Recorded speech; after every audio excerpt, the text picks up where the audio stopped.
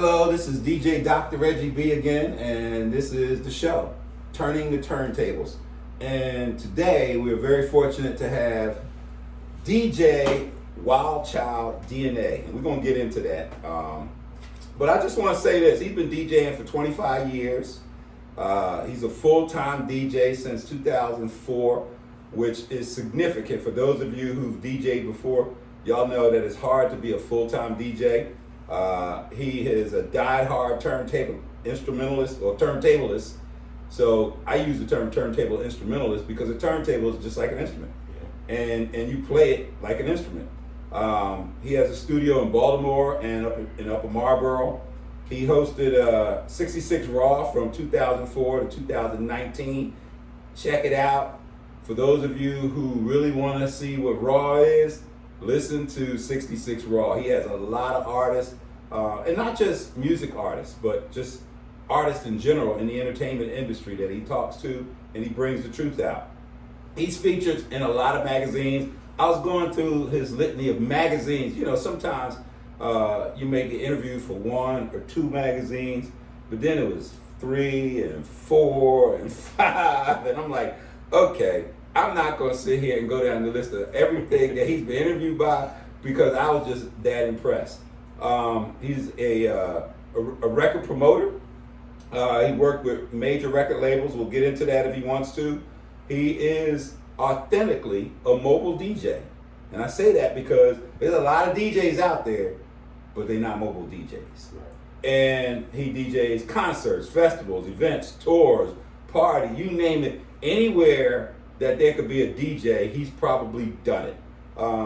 And of course, he knows a lot of other DJs. There's this term that I'm learning about. It's called the Coalition Core DJs. So he's a member of that. And also DMV's Vintage Crew DJs. Vintage Crew. Okay, he'll share with us what it really means. Of course, I'm learning all this for the first time. 300 plus mixtapes in his catalog. That's a lot. That's a lot of work. He's broken many artists and branded companies.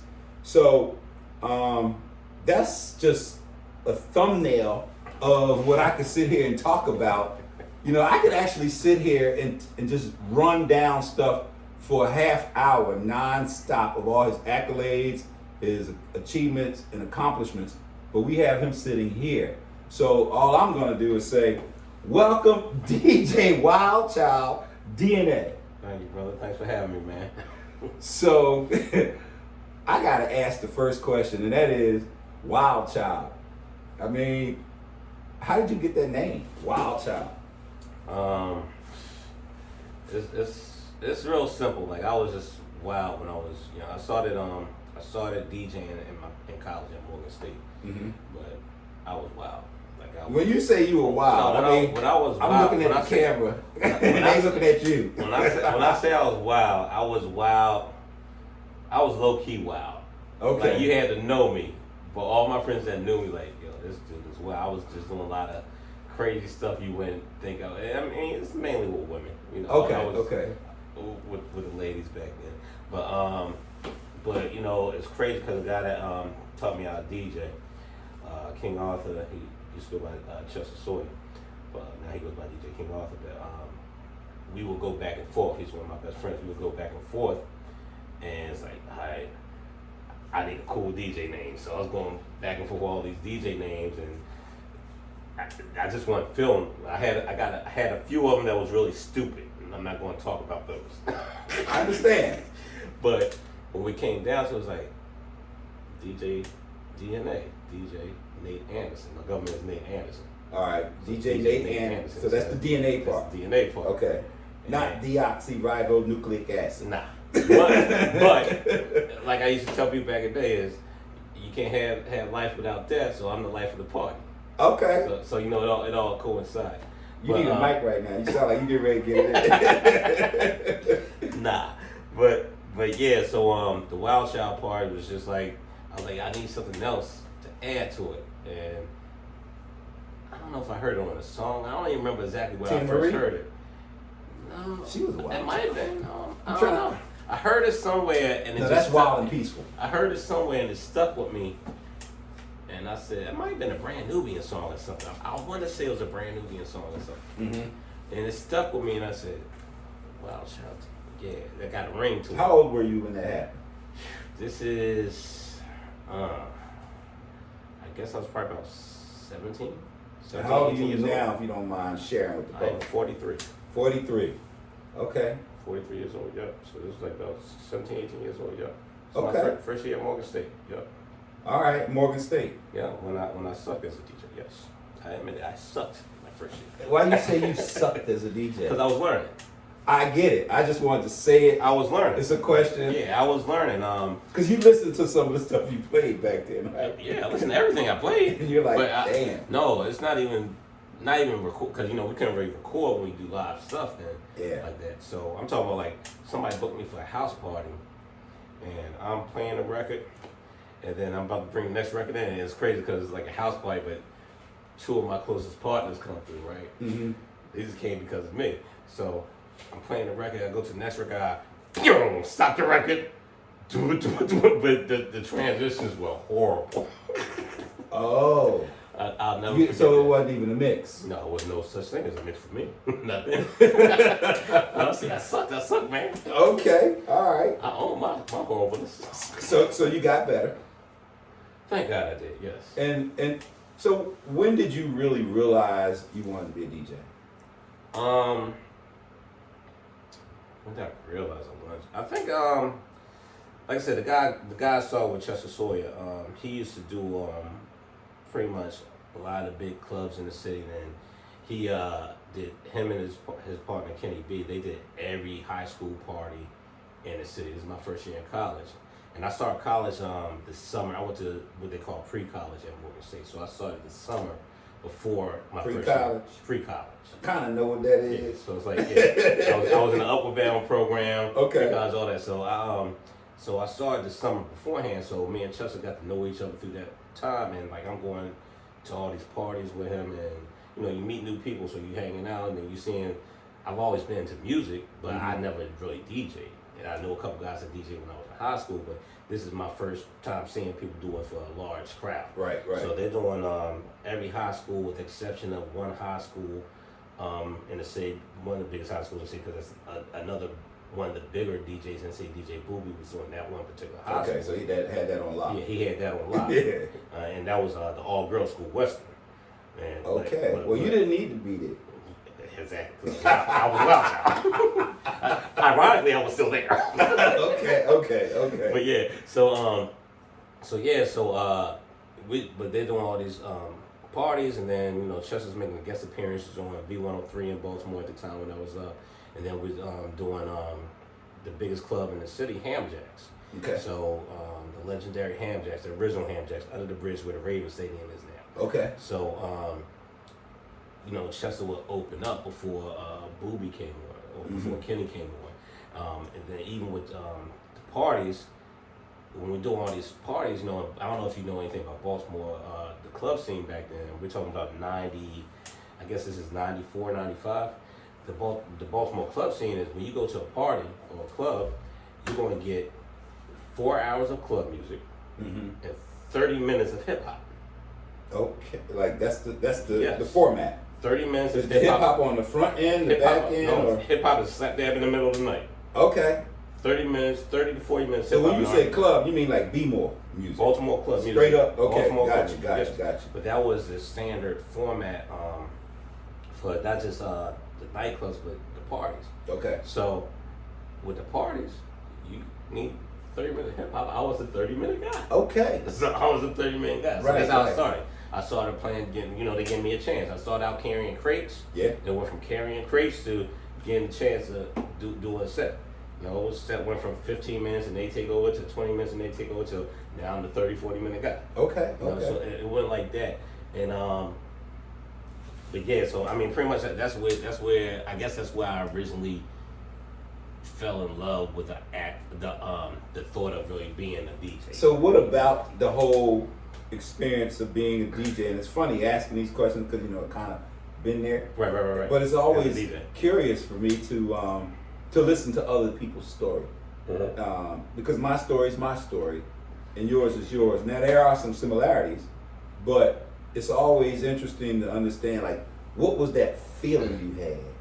You know, As far as what? when you really decided you want to be a DJ, what did it for you? I was a wild child. Got more girls. You know what? And the reason why I say that, I DJ. The reason why I became a DJ is because, one, all of the DJs had respect. Yeah. And two, you get all of the girls. Yeah. And three, you can make some money. Yeah. And so those are really the three we yeah. get. Yeah. I mean, so take those three and those same three with me, but then I've always loved music. Right. So, right. like, you know, I grew up on music. My mother playing songs around the house. My father was in the music industry. My father was vice president for Columbia Records, for Really? Harrison Records. Yeah. So my father. So we're gonna get into, because I was wondering how'd you get into some of them doors that you got into if you weren't exposed to it. At least you knew they was there. You know what Yeah, I mean? I knew they were there. I was about to say, because I'm not saying your dad did it for you, I was about but to say, because I didn't knew know they were what there. A&R was Right. until I was in my 20s. Right. You know what's funny? And I never really Yeah. thought about it that way, because I pride myself on a lot of the stuff I've done.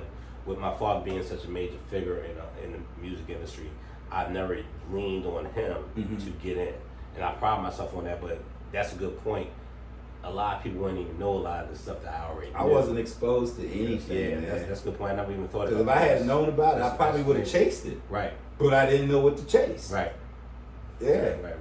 So your dad was in the industry. Yeah, my father's vice president, like I said, Harrison Records. Harrison. Columbia Records, yeah. My father's responsible for everybody from Whitney Houston to Nas to the Fugees, a lot of Aretha Franklin's later work. I need to interview your dad. Milli Vanilli. Shoot, I mean, I could go on and on. Brian McKnight.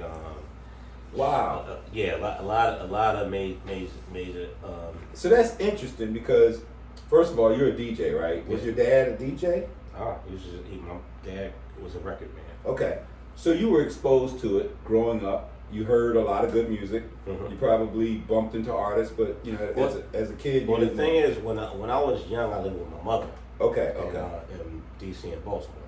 Okay. And my father lived in Jersey because he was, you know, Close to my mother and my father were separated or divorced or whatever, separated. And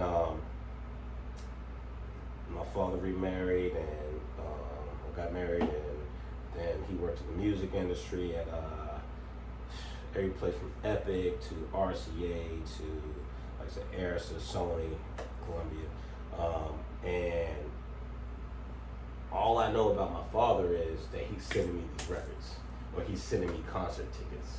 Nice. So I didn't see my father that often at the time. Right. So it wasn't until I got older that me and my father really kind of got a regular, ongoing relationship. Okay.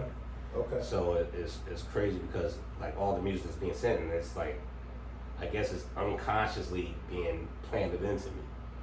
Because he's sending the music, sending the CDs, the tapes, the albums, the concert tickets. I mean, at least he cared about it. Yeah, absolutely. I've never absolutely. met my father.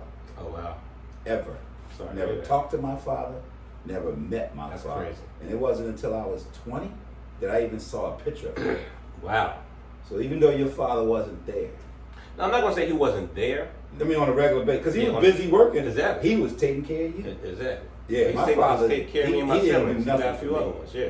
He didn't do nothing. The only thing he did was say, "That's not my son." Oh wow. So when I hear people stories, I'm also listening to it from the perspective of he planted a lot of good seeds in you. Mm-hmm. Yeah, and here you are now. So he must be proud of you. Well, yeah, but the thing is, so soon as like I said, going through college, me and my father grew a better relationship. Mm-hmm. And you know, and I'll say it started off closer to my last couple of years in high school. Going into college, we started growing a strong relationship, and I started going to Jersey occasionally, spending time out there, spending weeks out there here and there, Mm-hmm. and you know, just going to your father's $2 million house and seeing all this extravagant shit. Like you got the pool back here, and then you know Donnie Simpson's hanging out at the house, you know, stuff like You that. could have It's been just a like, real wild child had you been. thank God I wasn't. but seeing all that, it just kind of opened my eyes to the world also. Like, oh, okay. So and it's like I've never been a starstruck type of person. Right. I'm always trying to figure out the back end, like, okay, how did this person get to be in good with this person? What did they do to get there? Right. So yeah, so that's what my relationship was with the whole business side of it from my father's standpoint. Okay. So just trying to understand it more so, and then like I said, going into college, like more and more of that, and then I interned for a few record labels in college, and then started throwing my own parties and everything. And then as soon as I got out of college, as soon as I graduated, I was about to move. My house was packed. I'm about to move to Atlanta because that's what Atlanta was popping. It was bubbling at the time. Okay. So I'm like, all right, I'm gonna move to Atlanta. I'm gonna make something happen. The DJ thing. Right. My father called me, like he had just moved back to Maryland, working for the first guy that had ever hired him. Okay. For a company called Air Active Industry Research. We did national radio promotions. Mm-hmm. And they had been around for 20 some years, but never had. I heard you slide in there when you said you may have been a Freudian slip. You were talking about what they did, but you said we. Yeah. I'm about to get to that. So what they did. Right. So they did national radio promotions. So basically every record company in the industry, they help those labels get airtime on every radio station in the country. So like a syndicate? No, not the syndicate, not syndication. Distribution? This electronically? This is. I'm gonna break down to you. Give me a second. Cause let me finish. I'm going to rewind. Yeah. Because this is good for the audience. Because a lot of DJs are listening. Yeah, and it's not distribution. Like this is how artists actually got their songs on the radio back then. Okay. So pretty much, most record labels have marketing and promotional budgets, and then they have their reps. So what we were like a one-stop shop. So you don't have to worry about your reps, even though the label still had their reps. But if I work for Sony or Columbia or Def Jam or Interscope, and I'm calling you at the radio station, you know I'm the Interscope rep or I'm the Def Jam rep, and you're the program director, your music director, and you know I'm calling you, you know I got these new records out, what you gonna do? Right. You're not answering my calls a lot of times. Right. Because I'm hounding you to play the record. Mm-hmm. But we were independent, so it's like we could care less if you play the record or not. We just need your feedback on the record. Right. So once we get your feedback, then we let you know. Then we give you information as you being a program director. You might not be privy to. You don't have the BDS for all the radio stations in the country. That's right. You don't have you don't have sound scan numbers and different. We get everything like a day earlier also. This is education for me because I used to be one of those DJs. I would get a stack of records. Yeah. With paper, and I had to grade them, evaluate them, and give the feedback. Yeah. Okay. So now. So we would do that, and then pretty much we build a better relationship with the program directors or music directors than the record reps have. Okay. Because we don't care, but we want you to play the record, but that's not our approach. Right. You're not how. My approach is whole different approach. It's softer. Yeah, it's softer and it helps them. And at the same time, we're doing a competition.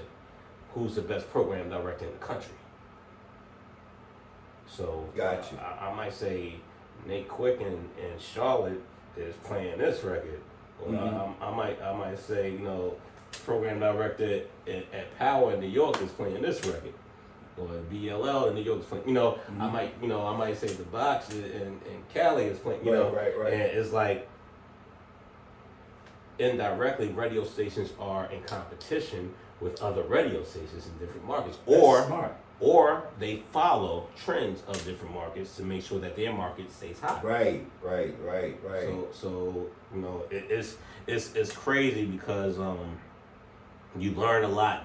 I learned a lot doing that. So let me go back to that real quick. So as soon as I got out of college, my father asked me. The company had been around for 20 plus years. Mm-hmm. They never had an urban department, never had an R&B department. So my father said, "Yeah, they want to start an urban department. You want to come work for me?" That means you get paid. What's the lightest way I can say hell yeah without saying it? It seems exciting. Hell yeah, I want to go work for you. one of the best and worst decisions of my life. I worked for my father for 4 years. Well, I get it. I have a son that's in the music industry. Yeah. And I'm sure that, he would prefer me to be DJ Dr. Reggie B than Dad at times. No, my father was Tony Anderson's his name. He was Tony Anderson at all times, but extra hard on me, I guess, because I was his son. And right. You gotta understand the urban department was and it was new. It was it's new, it's 3 people. So through that we broke Alicia Keys. Everything on J Records we did. Okay. All of J Records. Okay. Because him and Clive had a relationship, so we got that account. So we had J Records, we had Warner Brothers, we did Jaheim stuff.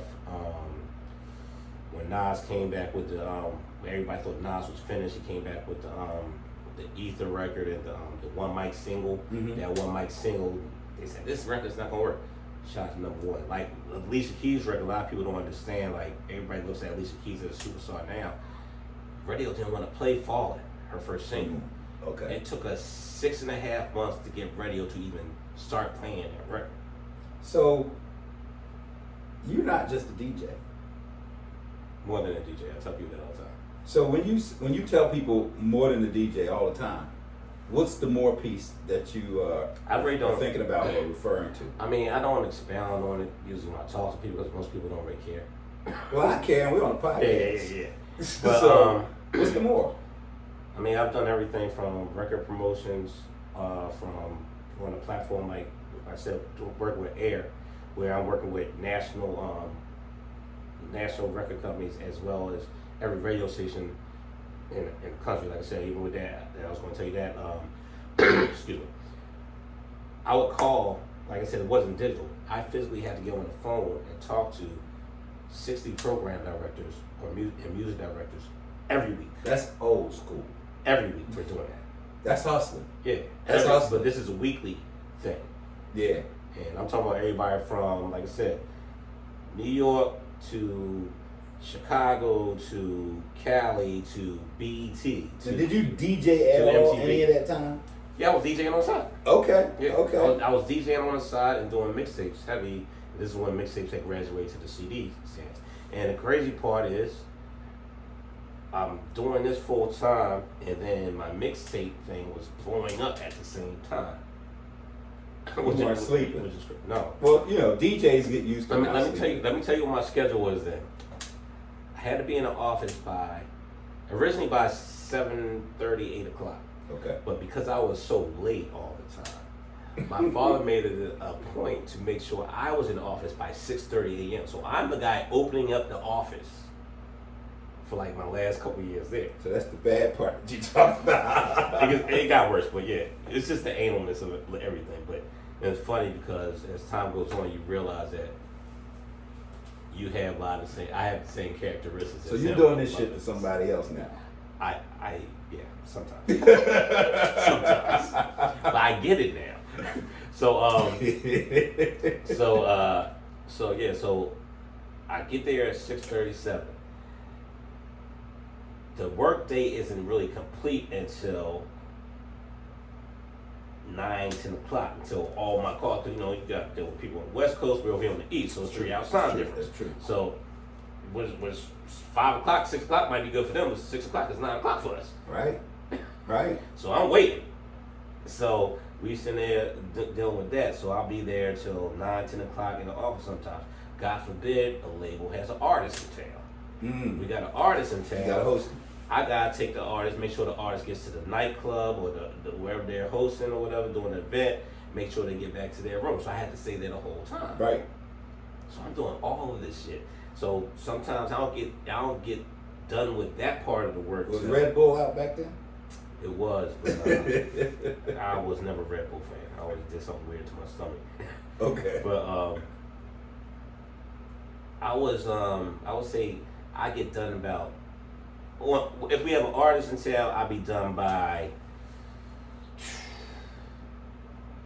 maybe 2:30, 3 o'clock. So now, did you go to sleep? I'm not done. I'm not done. Wait for it. My partner that I was doing the mixtapes with. Now I live in Baltimore this whole time. Now, most of the time, most of my events were in DC. My partner at the time lived in Atlanta, Maryland. Yeah. So, which is 20 minutes from DC. Right. About 35, 40 minutes from my house in Baltimore. Okay, halfway point. So, and my office for the company was in Columbia, Maryland. So, if I'm coming from an event in DC, after I know the odds is good, I'm going straight to my partner's house so we can finish up these mixtapes. Damn. I sit there, work on the tapes until about maybe 5 o'clock, 5:30 in the morning. I drive back to Baltimore, jump in the shower, change my clothes, Come back to Columbia. go to Columbia, open up everything, and then I pass out in my chair for about 30 minutes Catch a power nap. before somebody come in Okay. and do it all over again. So that helped to formulate your work ethic. I guess. Because you still hustling. Yeah. Right? Absolutely. So, you answered a lot of questions that I normally ask. I'm not taking a break in a minute. No problem. You just let me know when. But here's the question. Aside from the music industry, aside from DJing, aside from the entertainment, who else are you just as a person? Who am I as a person? I'm a cool. Excuse my French, but I'm a cool motherfucker. You're a cool motherfucker. No, I'm laid back. I'm relaxed. I love people and I hate people at the same time. I don't like dumb shit. If it don't make sense, don't talk to me about it. Sarcastic as hell. Why? It's just that's always been me. Okay. I've been told when I was young, they used to say, "Oh, he's an asshole." It was just because I had mad jokes. I was just sarcastic because I don't like dumb shit. So I make fun of people that do dumb shit. Okay. Don't be stupid and be mad because I'm showing you that you're stupid. You calling it out. Exactly. All right. And I'm laughing in your face. I ain't holding no punches. So yeah. So you're a thug too. I ain't gonna say that. I'm just. I say enough for myself. I'll start shit. I'm watching you. You probably having some flashbacks now. You thinking right There's a now. lot of them. But I'm a loving person. Okay. Family oriented type with the family. Make sure the family's good. Tell me about your family. I'm married. My mother lives with me now. Okay. My father, alive and well. He's around the corner from here where we're at now. Okay. I have 2 sisters, 2 brothers, 2 stepsisters, 2 stepbrothers, tons of cousins, niece. I'm sure they're all proud of you. Niece, nephew. It's family, man. They're like, I know. They know you. I get, yeah, everybody knows They me. know you. It's They just show great. up. Yeah. They start talking about you. Yeah. They be coming up with some sarcastic stuff. Yeah, a couple of them got some. But families, I love family. But that's me pretty much. I'm sarcastic. I love the family. I still to this day I love music and I hate dumb shit. So let's shift straight into DJing, right? So you're a DJ. Yes, sir. What kind of system? Well, I know the answer, but I gotta ask the question. What kind of system did you first start off with as a DJ? I first started off, let's see, so I started at Morgan State in my dorm room. I had a roommate that hated me because I would be in there all day long. I was Man, it sounds so familiar. I was skipping classes and everything. I'd be up all night, be late to class. And I had a belt drive turntable. My partner Chester gave me a belt drive turntable and one direct drive. Belt drive Gemini, direct drive Technique, older Technique, and both straight arms. Okay. And he gave me that and an old Gemini mixer. I think I bought the Gemini mixer actually, but I bought it used. I think. Right. I got like $30. It was used. Okay. But yeah, so I started with that in the room and making a lot of noise. I don't even remember what kind of speaker I had in the room. It was making a lot of noise though. But yeah, so started with that in the room, and that's where I started. Okay. That's what I started. Now, I said earlier, it sounds familiar because, I was in college, I had the same thing. The difference was my roommate was a rapper. Oh yeah? Yeah. Sorry to hear that. So both of us. Actually, I don't know. That might have been a good thing back then. It was a very good thing. It's like I'm the DJ, he's a rapper. And he knew how to DJ. Oh. And he knew how to carry crates. Oh, okay. And hook up equipment. Anybody know how to carry crates is useful. Nobody ever talks about the crate man. Yeah, so now they got crates electronically, right? That's funny. Yeah. They should call it something else. They should call it the such and such file. I get it. So it's DJ mentality. So now, what kind of system you DJ on now? Now I typically use. I hate controllers. I can use everything. You hate controllers? I hate controllers. Why you hate? I got a controller right over there. Yeah, so that's a Denon. I hate Denons too. I hate Denon's whole brand. But I just hate my CD player is a Denon. I hate Denon. You hate Denon and you hate controllers. Standard is Technique, Rain, or Pioneer. All right, so I have Technique, Rain, Pioneer. Yeah. So I'm okay a little bit. You okay a lot. You got a nice setup in here, bro. You okay a lot. Okay. But I hate controllers. And don't get me wrong, the newer ones are a lot better. Mm-hmm. But when they first started, they're just off, but it just doesn't have that vinyl feel. Yeah. I like the vinyl feel. Like I hated CDJs for a while, but even with CDJs, it has more of a vinyl feel. You're sitting next to a CDJ. Yeah. I mean, this is the one. The 1000 is good. This one has a vinyl feel. Yeah. But you're right. I was mixing on the other one a couple of days ago, just playing around with it, and I just jumped on the turntable because it don't feel the same. Yeah. Yeah. But that's what I'm saying. So you asked what I'm playing on now. Now I still use Technique 1200s. Okay. But like when I do my clubs, depending on what kind of event it is. If I'm like my weekly event, I'll bring one CDJ 1000, same one. Okay. And my S9 mixer and.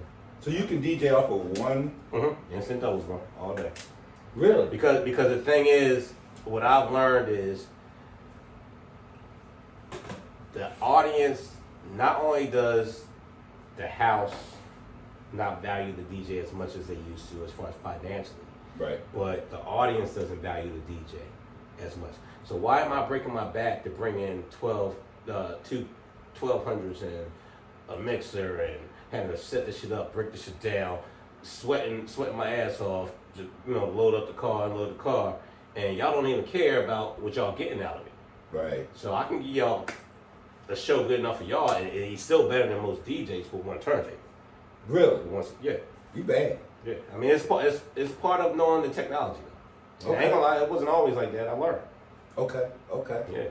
So you gotta learn how to downsize and still keep the same quality as far as the show.